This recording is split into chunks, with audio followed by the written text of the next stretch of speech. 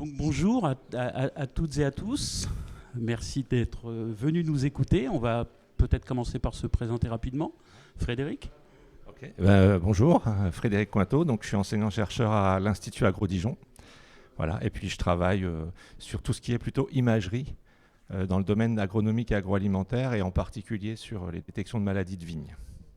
Et moi je suis David Faufi, je suis enseignant-chercheur à l'Université Bourgogne-Europe, membre du laboratoire IMVIA, ça veut dire Imagerie et Vision Artificielle, et j'enseigne à Polytech Dijon, dans le département robotique. Moi je suis plus sur l'aspect image, comme Frédéric, appliqué à la robotique. Comment la perception visuelle peut aider les robots à être un peu plus autonomes. Et dans ce cadre-là, l'intelligence artificielle, c'est un point essentiel. Et c'est un petit bout de cerveau qu'on va rajouter au robot. Alors, en remarque préliminaire, notre propos, c'est pas de vous vendre l'intelligence artificielle, d'avoir un regard purement positiviste sur l'intelligence artificielle. C'est de vous présenter de manière assez exhaustive tout ce qu'elle permet de faire, sans qualifier de prime abord si c'est bien de le faire ou pas bien de le faire. Il y a plein de choses. On sait qu'aujourd'hui, avec les capacités de calcul, avec les réseaux de neurones dits profonds, avec la démocratisation aussi de l'intelligence artificielle, on peut arriver à des outils super performants. Et on va vous présenter comment ces outils peuvent être appliqués au monde viticole et vinicole. Et puis après, on réservera peut-être quelques minutes pour en discuter et voir les limites, les promesses, les belles choses que l'IA promet, et aussi les mauvaises choses et la vigilance qu'il faut avoir en fait sur l'utilisation de l'IA dans un domaine comme celui-ci. Alors évidemment, il y a plein de défis, le choc climatique, la pénurie de main-d'œuvre aussi, la pénibilité du métier. Et donc on sait depuis quelques années au moins que la robotique, que l'imagerie, que l'intelligence artificielle peut aider, peut assister le viticulteur, le viniculteur dans son travail. L'IA, c'est quoi? C'est quelque chose qui va accumuler des données, vous les piquer, les travailler, et puis vous aider à prendre une décision.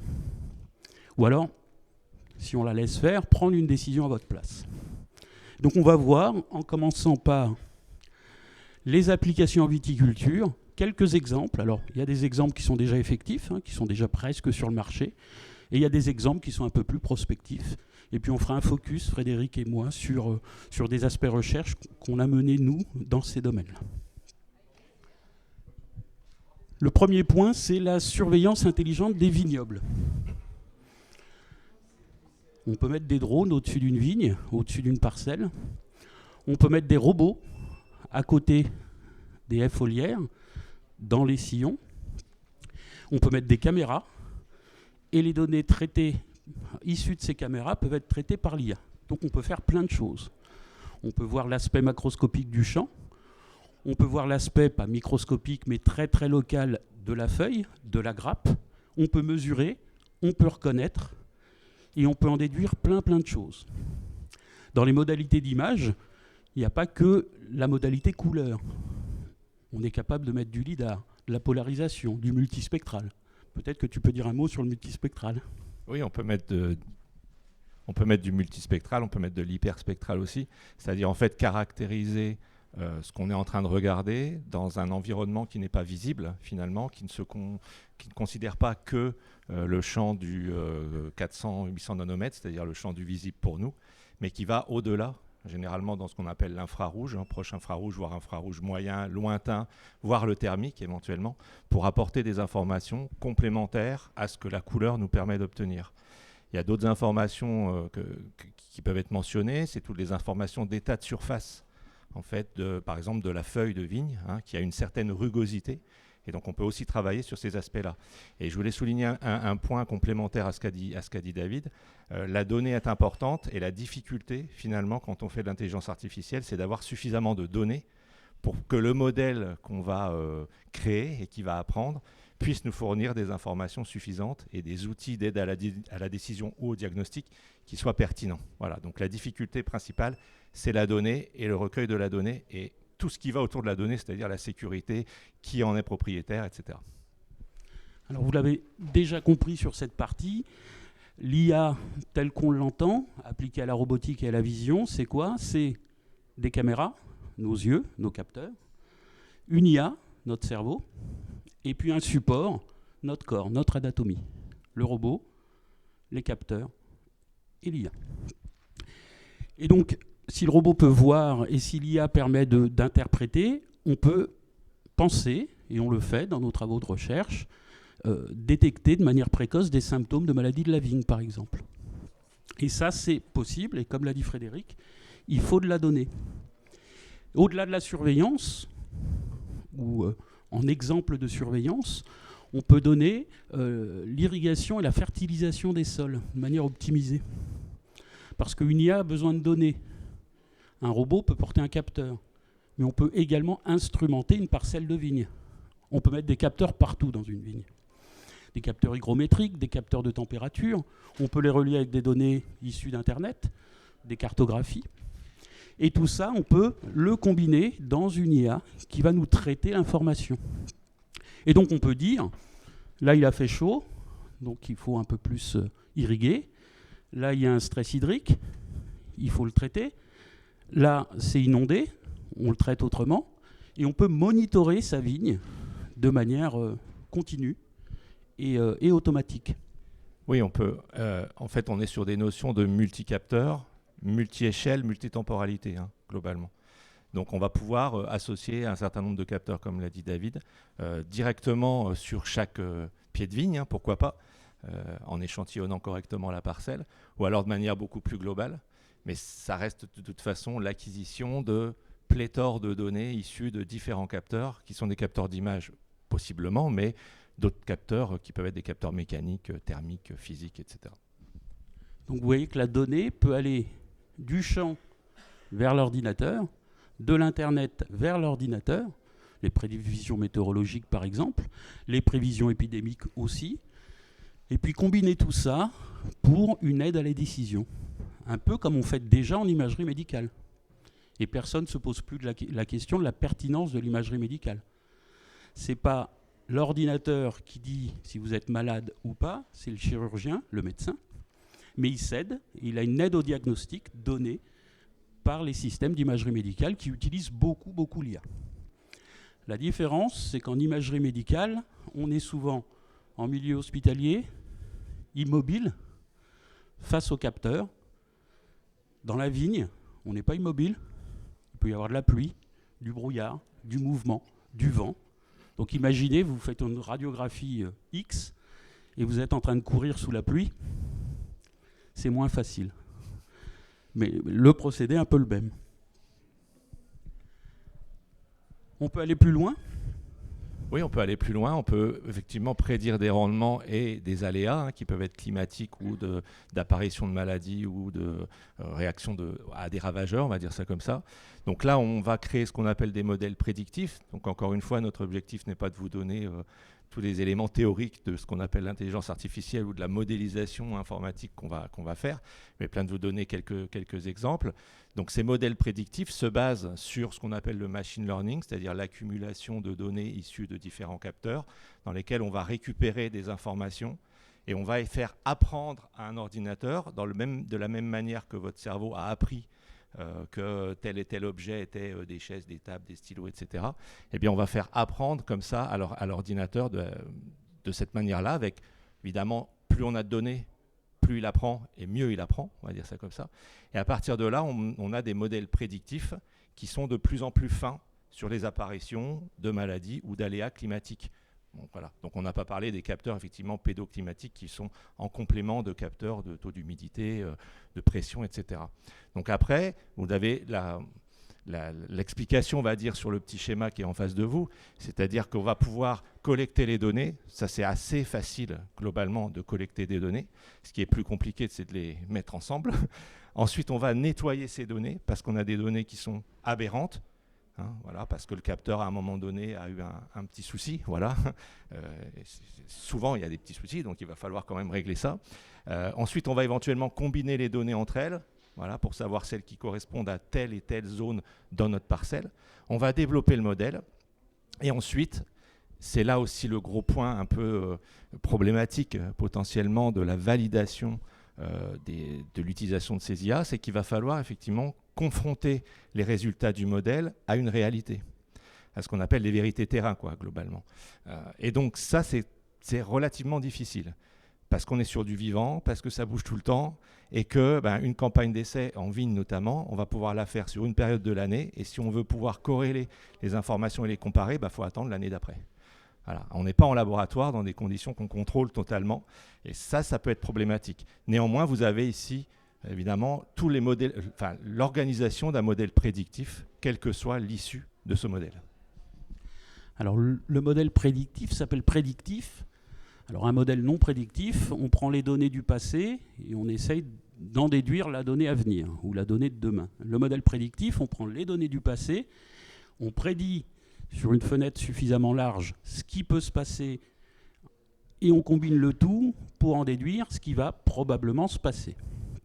Donc c'est comme si vous faisiez du ski. Quand vous faites du ski, vous regardez devant, pas derrière, pour savoir s'il y a un arbre. Les modèles non prédictifs, c'est comme si vous faisiez du ski en regardant derrière. Les modèles prédictifs, vous regardez devant et vous savez ce que vous avez fait. Et on peut imaginer qu'on puisse déduire de manière assez raisonnable une date ou un créneau pour une vendange optimale, si on a, toujours pareil, suffisamment de données. Et le défi aujourd'hui majeur, c'est que les aléas climatiques sont de plus en plus chaotiques, ce qui rend la prédiction beaucoup plus difficile. Ils sont de plus en plus présents aussi, globalement. Donc une prédiction marche quand il y a à peu près un modèle, d'où le modèle prédictif. Si on n'arrive plus à modéliser le cheminement des données, ça devient un peu difficile. Un focus ? Alors, un petit focus. Là, on va vous présenter effectivement ce que nous, on a développé, ce qu'on a mis en place. Évidemment, ce n'est pas finalisé, donc il y a encore des choses à faire. Il y a un petit focus déjà sur la détection de maladies. Donc là, je vous ai représenté la schématisation d'un travail qu'on a réalisé il y a quelques années sur la détection de maladies de vignes. Alors, au départ par drone, et puis on s'est rendu compte que c'était un petit peu compliqué, donc on a fait ça plutôt de manière piétonne. Avec un focus spécifique sur la flavescence dorée, qui était la maladie qu'on avait identifiée avec l'aide évidemment du BIVB et d'autres partenaires, comme étant un petit peu problématique. Donc ça résume un petit peu le schéma, et on pourrait aller vers un modèle prédictif de ce type-là. C'est-à-dire qu'on a, on a eu une volonté, on va dire, de détecter de manière précoce. Voilà, la flavescence dorée, avec toutes les contraintes que ça peut engendrer. Quand la maladie est présente, n'importe quel type de maladie, c'est comme pour vous quand vous avez de la fièvre. Si vous êtes malade, vous avez de la fièvre, globalement, on prend la température, on sait que vous êtes malade. Donc le symptôme est là. Mais quand c'est asymptomatique, c'est plus compliqué. Et ça l'est d'autant plus sur ce type de maladie. Voilà, parce que l'apparition est relativement tardive, avec des symptômes qui peuvent se rapprocher d'autres symptômes de jaunisse, comme le bois noir par exemple. Donc ce qu'on s'est dit, c'est que pour caractériser de manière optimale et de manière la plus précoce possible, on va dire, cette maladie-là, on va travailler sur des données qui ne sont pas des données colorimétriques. D'accord ? Vous avez tous vu que dans un champ, évidemment, quand il y a une maladie qui apparaît, que ce soit sur un cépage blanc ou un cépage rouge, vous avez évidemment une décoloration de votre feuillage de manière globale, si on ne s'intéresse qu'aux feuilles. Donc des données spectrales, ça permet d'aller chercher des informations, on en parlait quand on parlait de multi- et d'hyperspectral, d'aller chercher des informations, on va dire, sur la structuration interne des feuilles, donc un peu plus fines, mais avec des outils qui sont à la fois un peu plus coûteux et à la fois un peu plus compliqués à mettre en place dans un environnement qu'on ne maîtrise pas. À partir de ces données spectrales, on va réduire ces données, on va les agencer, on va les nettoyer, comme l'étape de modèle prédictif précédent, et puis on va définir les meilleures bandes spectrales par rapport à la maladie qu'on est en train d'identifier et par rapport à la région dans laquelle on intervient et par rapport au cépage sur lequel on intervient. Ensuite, on va implémenter le capteur Donc c'est ce que vous avez, je ne peux pas le monter avec le pointeur parce que là ça passe pas, mais c'est ce qu'il y a en dessous le petit truc jaune, enfin en dessous le drone jaune, un capteur ici avec 4 caméras. On va prendre des images que vous avez à gauche, je vais me mettre ici, voilà, que vous avez à gauche de la parcelle. On va représenter cette parcelle avec des analyses de traitement de données spectrales et spatiales, avec la définition de nouveaux indices de maladie. Donc voilà, on ne va pas rentrer dans les détails. Et on va définir finalement 3 zones. La zone qui correspond au fond, globalement. La zone qui correspond en orange à des zones qui sont jugées saines. Et puis, en bleu, les zones qui sont plutôt infestées. D'accord ? Là, je vous ai mis un petit focus, non plus par un drone qui est piloté par le haut, mais plutôt par un drone qui est piloté par le bas, parce qu'on a volé à des altitudes inférieures à 2 mètres, hein, globalement. Et vous avez en rouge ici les zones où on a détecté, pour nous, ce qui pouvait être effectivement de la maladie et donc de la flavescence dorée. La grosse difficulté, et on revient à ce qu'on disait sur les modèles prédictifs, c'est la comparaison avec la réalité. Est-ce qu'on est sûr qu'effectivement, dans ce cadre-là, ce qu'on a détecté, c'est bien de la flavescence dorée, ou est-ce que ce n'est pas un autre type de maladie ? Donc ça, c'est la première phase qu'on a faite, et on a utilisé des réseaux de neurones multicouches, il ne faut pas rentrer dans le détail, pour tout ce qui est classification, donc ce qu'on appelle du deep learning, qui est le terme un peu en vogue actuellement. Voilà, merci. Et le deuxième petit focus, c'est sur la caractérisation de la pulvérisation. Alors là, j'ai mis en vert en fait tout ce qu'on est capable de faire et tout ce qu'on a fait globalement, et puis en jaune-orange, on va dire, les travaux sur lesquels il y a encore des petites choses à faire. L'objectif ici de ce travail donc n'est plus du tout sur la détection de maladies, hein, mais sur l'optimisation de la pulvérisation. Donc la pulvérisation, c'est en gros 3 caractéristiques: les réglages du matériel, l'utilisation du produit et ce qui se passe sur la feuille, globalement, hein. Enfin sur la cible, on va dire ça comme ça. Donc globalement la feuille pour nous. Et on s'aperçoit que les réglages, le bon choix des buses, la partie, on va dire, utilisation du bon produit, tout ça, c'est relativement bien géré. Voilà. Et puis si on respecte bien les réglages, normalement, il n'y a pas de souci en termes de projection. Par contre, la difficulté, c'est comment le produit va se comporter sur la cible. Et là, il y a très peu d'études là-dessus. Parce que travailler, par exemple, avec des papiers hydrofuges, enfin, je ne sais pas hydrofuges, je ne sais plus comment on appelle ça, mais enfin bref, des papiers blancs là, qui caractérisent des vignes artificielles, c'est très bien, sauf que l'état de surface de votre papier a une seule valeur. Or, votre feuille de vigne, en fonction de son stade de développement, de son cépage, etc., va avoir différents états de surface. Je ne parle pas de rugosité, justement, mais d'état de surface. Et donc, ce qu'on a fait, c'est qu'on a développé des modèles qui permettent de caractériser le dépôt, donc déjà de suivre la gouttelette, hein, globalement, les gouttelettes, de caractériser le flux, et puis de regarder comment la gouttelette va se comporter à l'impact sur le feuillage. Dans 80% des cas, elle va adhérer, hein, je vous rassure, donc c'est plutôt pas mal. Et dans 20% des cas, elle ne va pas adhérer. C'est-à-dire qu'elle va rebondir et aller on ne sait où. Et elle va ensuite, pour le reste des 20%, éclater. Et quand il y a un éclatement, il y a une partie qui reste et puis une partie qui se repropage ailleurs.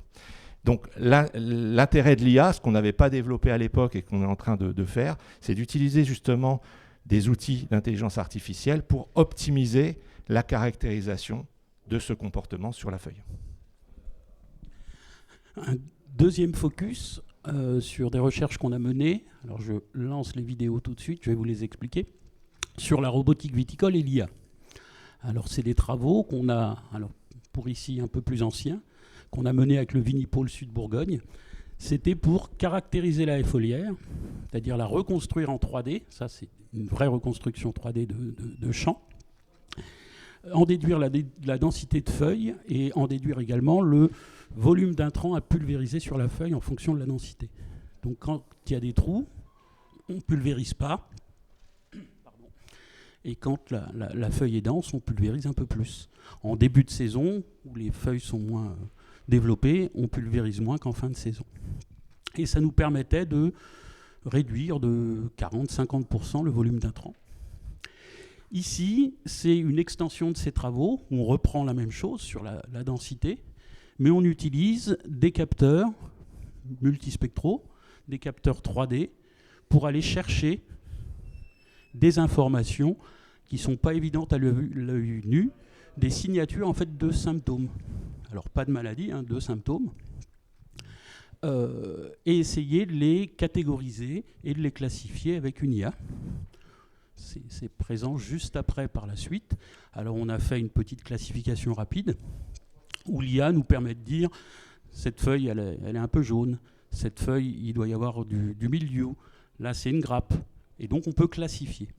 Donc la pertinence de la classification que vous allez voir elle n'est pas énorme, mais l'outil il fonctionne très bien, et c'est toujours pareil, si c'est annoté par un expert du milieu viticole, l'IA donnera une information parfaitement correcte à plus de 90% de réussite. Donc là, vous avez une reconstruction 3D de la vigne.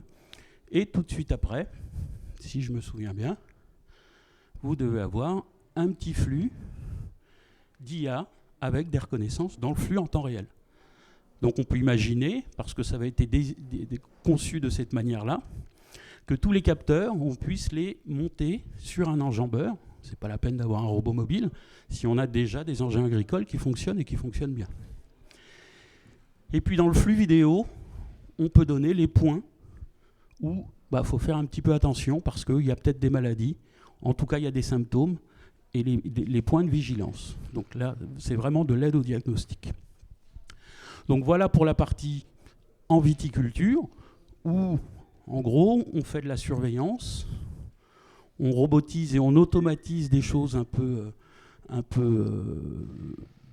pénibles ou redondantes ou systématiques, et puis on fait remonter de la donnée. On va voir maintenant les applications en viniculture, et c'est un peu différent. Oui, si tu veux, je peux y aller. Premier exemple, donc là, c'est 3 types d'utilisation qu'on peut avoir, qu'on a remis dans un chapeau qui est automatisation et pilotage intelligent de la viniculture, donc les cuves connectées. Voilà, donc il y aura peut-être des informations plus précises un peu plus tard, où l'objectif c'est effectivement d'utiliser cette IA pour analyser, on va dire, les flux en temps réel et de réguler automatiquement, évidemment, certains paramètres liés à la vinification. La fermentation maîtrisée, et notamment l'utilisation de capteurs pour thermoréguler le système, on va dire ça comme ça. Et puis les capteurs qui vont essayer de reproduire le nez et le palais, en fait, des personnes. Donc il y a un projet ici allemand qui s'appelle Pinot, donc, voilà, c'est pour ça qu'on l'a cité. Donc là on va utiliser, on va dire, des capteurs d'odeur, de goût, de texture. Donc vous voyez, on repart sur des multicapteurs, on va dire ça comme ça, auxquels on va associer une intelligence artificielle qui va nous permettre effectivement de mesurer des arômes qui seraient responsables de tel ou tel type d'information ou de telle ou telle qualité du vin, globalement. Donc on est sur de la partie un peu organoleptique globalement. Et donc ça permet généralement de détecter automatiquement et d'alerter le maître de chai, ça c'est l'objectif du projet, pour qu'il puisse interagir et agir directement sur le bon déroulement, on va dire, du dispositif. Donc c'est un projet, je ne sais pas s'il est fini, ce projet-là. Je pense qu'il est toujours en cours, donc on verra les attentes et les résultats. Mais vous voyez encore une fois qu'on est toujours dans le même schéma, c'est-à-dire qu'on a du multicapteur et ensuite on utilise une intelligence artificielle, un modèle globalement, qui va permettre d'optimiser les résultats qu'on cherche. En viticulture, on instrumente la vigne, le champ. En viniculture, on peut instrumenter la cuve. Et on peut en déduire, on peut piloter la maturation, la fermentation, on peut détecter de manière très, très objective et quantitative les écarts. Alors évidemment, ça s'annote. On dit annotation en intelligence artificielle, c'est qu'un réseau de neurones, quand on l'a dans son ordinateur, il ne connaît absolument rien à rien. Et les données lui permettent d'apprendre. Et le réseau de neurones apprend ce qu'on lui apprend. Donc si on lui apprend mal à repérer une erreur de fermentation, il fera très intelligemment un truc complètement idiot. Si on lui apprend bien, il le fera très bien. Et si on lui apprend de manière un petit peu, si on lui rabâche, le réseau de neurones, il va apprendre par cœur. Un réseau de neurones, ça apprend par cœur. Donc quand on lui montre un truc qu'il a déjà vu, il reconnaît. Si on lui montre un truc un peu différent, il ne reconnaîtra pas. Un réseau bien entraîné, il n'apprend pas par cœur.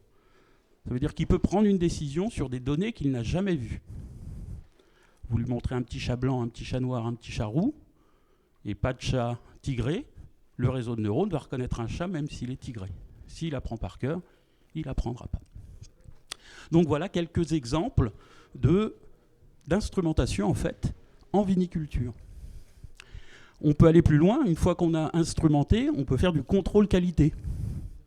On peut dire, j'ai un nez électronique, j'ai des capteurs chimiques, je vais identifier la signature olfactive du vin. Pourquoi pas? Je vais analyser la couleur du vin, avec du multispectral, avec des caméras couleurs. Je vais essayer de détecter dans la couleur, dans la signature olfactive, ce qui va et ce qui ne va pas. Vous l'avez compris, il faut lui dire si ça va ou si ça ne va pas. Il faut l'entraîner, il faut lui apprendre. On peut également aller encore plus loin, et là peut-être que c'est un premier sujet de discussion, dire à l'IA de faire une évaluation sensorielle du vin. Une IA, elle est complètement capable, de manière complètement éhontée, de donner des notes de dégustation, si on lui apprend. Elle peut dire ça c'est un bon vin, ça c'est un mauvais. Si on a de l'IA, si on a une plateforme qui vend son système, un système de notation que les gens utilisent, eh bien les gens penseront que ce vin il est bon parce que l'IA lui a dit que ce vin était bon. C'est un peu comme Netflix. Si vous regardez une série Z sur Netflix et que vous mettez 5 étoiles, c'est le meilleur film du monde. Là, c'est pareil. Le tri optique du vin, des raisins, c'est un peu plus, on va dire, acceptable. C'est, et je pense qu'on a même des slides, c'est fait en Champagne, ça. C'est post-vendange. On regarde les caisses avec les grappes et puis on essaye de détecter ce qui va et ce qui ne va pas. Donc tout ça, c'est de l'apprentissage, donc de la notation. Ça veut dire qu'il faut montrer des centaines et des centaines d'images, cliquer sur chaque grain et dire ça c'est bon, ça c'est pas bon, ça c'est bon, ça c'est pas bon, ça c'est bon, ça c'est pas bon. L'intelligence artificielle, avant d'être intelligente, elle est complètement idiote. Et avant d'être artificielle, il faut un petit humain qui va cliquer quand même. Donc l'intelligence artificielle se base tout naturellement sur la bêtise naturelle. Oui, on en revient à ce qu'on disait tout à l'heure, c'est qu'il vous faut des experts, quoi qu'il en soit, enfin, on les appelle comme on veut, mais disons que ce sont des experts qui vont pouvoir vous dire, là, il y a quelque chose, là, il n'y a rien. Soit des maladies ou que ce soit effectivement la qualité de baie en sortie de vendange. Et si vous n'avez personne pour le faire, l'IA va vous donner un résultat, mais ce résultat, soit vous le prenez tel que, c'est comme les outils d'intelligence artificielle générative. Vous leur posez une question et ils vont vous donner une réponse. Voilà. La question étant de savoir si la réponse est bonne. Ça, c'est autre chose. Là, c'est les résultats de classification entre les baies qui sont OK et les baies qui ne le sont pas. Sur le principe, c'est l'expertise est hyper importante. Le système IA, de toute façon, ça marchera. Techniquement, ça marche. Si l'expert, c'est un expert idiot, incompétent ou corrompu, l'IA marchera. Mais elle donnera des résultats d'idiots, d'incompétents et de corrompus. Donc avoir la main sur l'expertise, c'est encore le sujet principal en fait. Et c'est ça le point clé. C'est pas l'IA en fait, c'est tout ce qui vient avant et tout ce que l'IA ne doit pas nous faire oublier surtout. Encore plus loin, la personnalisation des avantages, des assemblages et l'innovation. Si l'IA est capable de mesurer la signature olfactive, de donner des notes, on va mettre les deux ensemble. Et l'IA, elle va nous dire, pour faire du bon vin, tu le fais comme ça. Et puis l'IA peut dire, parce qu'on a une grosse plateforme, Netflix, les gens en Inde, ils aiment bien ce type de vin. Et pour faire ce type de vin, il faut faire ce type d'assemblage. Et bien on va le faire. Et on va exporter tout notre vin en Inde. On gagnera beaucoup d'argent. On perdra sans doute beaucoup en renommée. Mais c'est possible. Et c'est pas si éloigné de ce qu'on sait faire. C'est là déjà. Ah oui, mais c'est vrai que c'est là. Après, ça dépend des taxes de douane, c'est toujours pareil. Petit trait d'humour, hein, bien sûr. Voilà, donc là, il y a un exemple de start-up, en plus américaine, bon, là, pour le coup, Tastri, hein, qui a essayé justement de travailler sur cet objectif-là. Je ne sais pas s'il y a une diapo après, mais il y a un point important que tu as un peu évoqué, c'est la fraude. Je ne sais pas s'il y a une diapo derrière. Parce que reconnaître en fait la couleur d'un vin, ça peut être très intéressant pour reproduire la couleur, mais l'intérêt fondamental, quand on reproduit ce genre d'aliments, c'est qu'on évite les fraudes. Voilà. L'objectif, c'est effectivement de se dire, bon, j'ai reproduit quelque chose, donc quand j'ai un vin qui arrive, je suis capable, on va dire, de l'analyser via ces modèles prédictifs d'intelligence artificielle pour savoir si c'est un vin qui est frauduleux ou pas, ou frelaté ou pas. Et ça pose une question, c'est qui est maître des données? Si la plateforme, elle est faite en Chine, si la plateforme, elle est, allez, mondiale, tout le monde y a accès. On est 70 millions de Français, il y a 1,5 milliard de Chinois. Le goût majoritaire sera le goût majoritaire chinois. La base de données va être biaisée par le nombre de votants. Et donc là aussi, c'est super important d'être maître de ça et d'être maître de ces plateformes d'IA. Quand on parle de souveraineté numérique, on est complètement dans le sujet en fait. On ne peut pas oublier et le savoir-faire et les compétences locales ou nationales pour la seule raison que l'IA fonctionne. Je le redis, l'IA fonctionne. Toujours. Alors voilà, on parlait d'antifraude, bon, vous avez l'exemple derrière. Ensuite, vous avez les cuvées qui sont co-créées, donc des cuvées qui sont conçues en partenariat, si j'ose dire, entre l'intelligence artificielle, en tout cas l'outil d'intelligence artificielle utilisé, et le consommateur. Alors vous voyez, on parlait d'IA générative tout à l'heure, ce qu'on appelle les IAG, effectivement on les retrouve un petit peu là-dedans, puisque l'IAG a une base IA, donc c'est exactement la même chose. À retenir aussi que l'intelligence artificielle elle a 80 ans à peu près, donc c'est pas quelque chose de récent. Globalement, mais on voit tous les intérêts. Et pour revenir à ce que disait David, les capteurs, on les maîtrise globalement. Donc on peut maîtriser l'acquisition de la donnée. On peut maîtriser l'outil d'intelligence artificielle, ça, il n'y a pas de souci. On peut maîtriser potentiellement l'application. Ce qu'on ne maîtrise pas, c'est la donnée. Ça, c'est sûr. Donc il vous faut des données en nombre suffisamment important, et il vous faut aussi une sécurisation de ces données-là pour que ça puisse marcher. Voilà. C'est souvent la crainte quand on discute avec des agriculteurs au sens large, ou même des entreprises d'agroalimentaire. La question, c'est où va la donnée? Qui en est propriétaire? Et ça, c'est la grosse difficulté. Donc ça crée parfois des petites tensions, éventuellement. Alors dans l'antifraude, on peut détecter la signature unique d'un vin et puis voir si l'étiquette correspond à ce qu'il y a dedans. Mais pour en revenir à la donnée, effectivement, quand on annote, quand on entraîne une intelligence artificielle, on partage ces données avec l'intelligence artificielle. Si elle est portée sur des gros serveurs qui appartiennent à des grosses plateformes, on partage les données.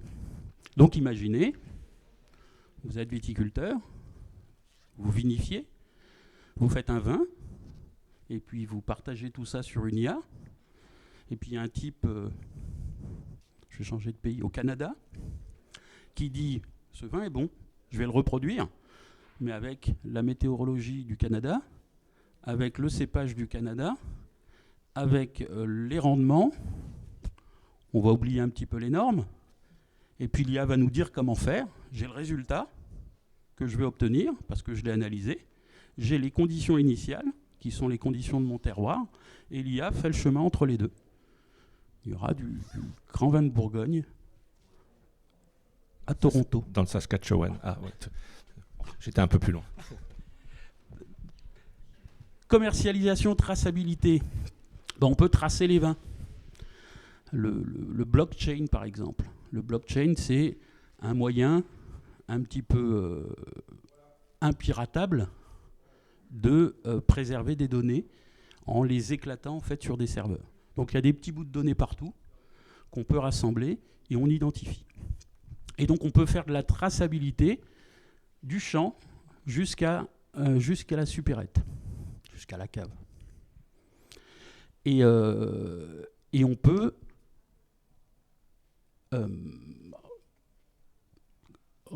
mettre en conformité en fait.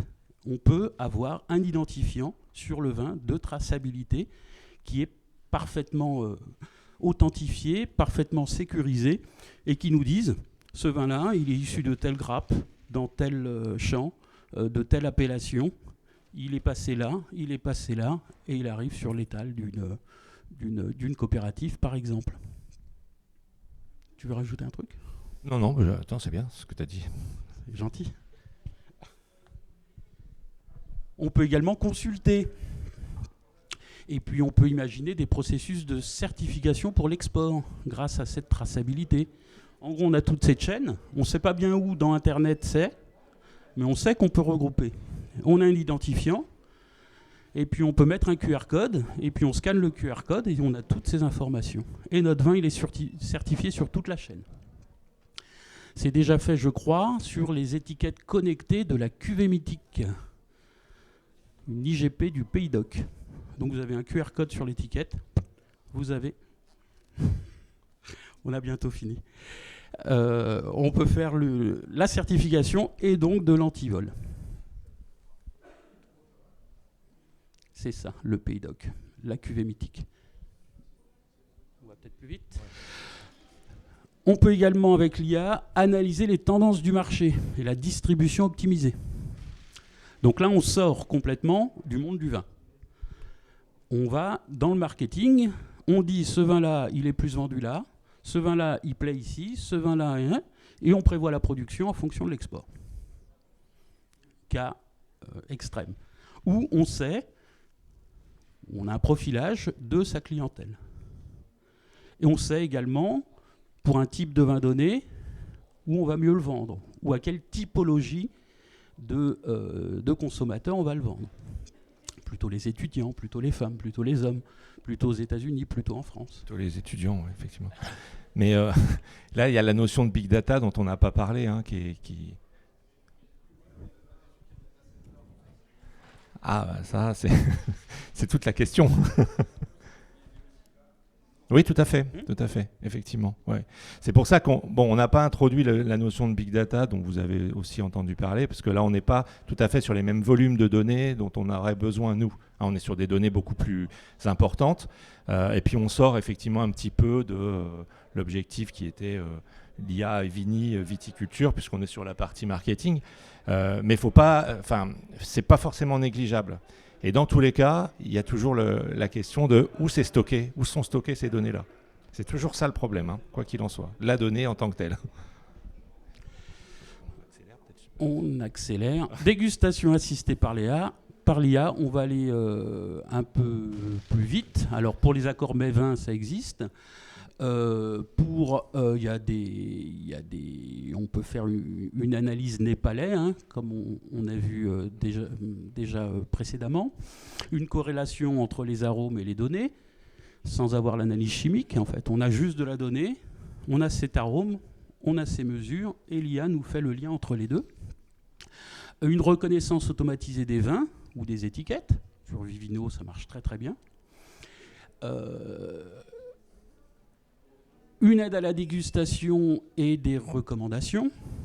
Alors là, on n'est pas sur le contenu et la composition du vin, on est purement dans la gamification. En fait, on a un vin, on dit qu'on l'aime bien, quoi. Et puis, on partage ça dans un marché un peu mondial. Oui, non. Et puis après, on a tout ce qui est, je vais passer au dernier point, sur les assistants vocaux sommeliers, c'est-à-dire qu'on va poser la question à une application, une IA de manière globale, de savoir, voilà, je vais manger ce soir tel plat, qu'est-ce que je peux utiliser comme vin avec ce plat-là. Alors, la difficulté, c'est que le palais de chacun est très différent. Hein, donc, il peut nous recommander un vin et puis que finalement, ça ne soit pas du tout assorti par rapport à notre perception, on va dire, gustative.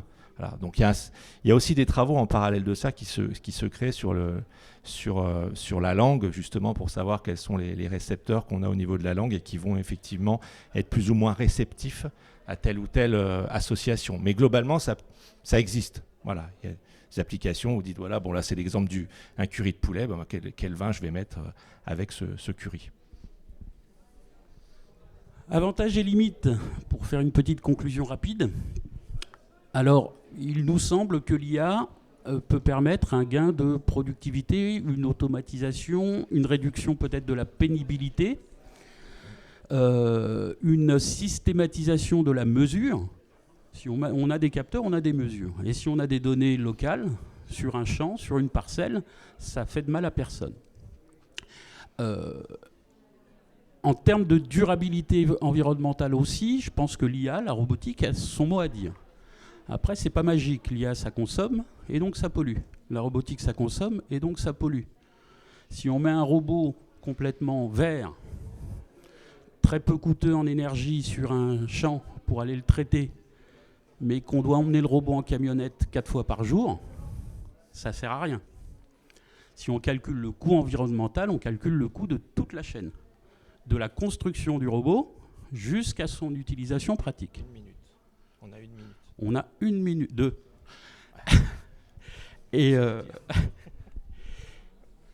Et donc voilà, les bénéfices sur la mesure, sur les applications de pénibilité et de systématisation, ils sont assez clairs.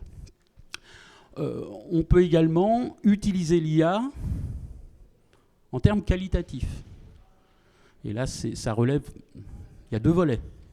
Qualitatif, ça veut dire que l'IA peut détecter quand ça ne va pas, en cuve par exemple, ou ça veut dire que l'IA nous dit quoi faire pour que ça aille bien.